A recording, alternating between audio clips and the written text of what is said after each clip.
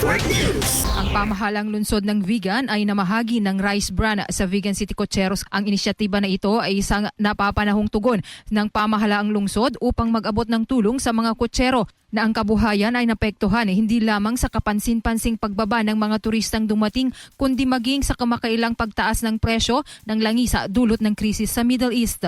Bilang mga minimum wage earners na higit na umaasa sa turismo para sa kanilang pang-araw-araw na kita, ang mga hamong ito ay lubos na nakapekto sa kanilang kakayahan na suportahan ang kanilang mga pamilya at pangangailangan ng kanilang mga kabayo. May kabuuang 140 Metro Vigan Kotsero ang nakatanggap ng tulong at ang bawat isa ay nakatanggap ng 4 na sako ng rice bran bilang tulong mula sa pamahalang lungsod.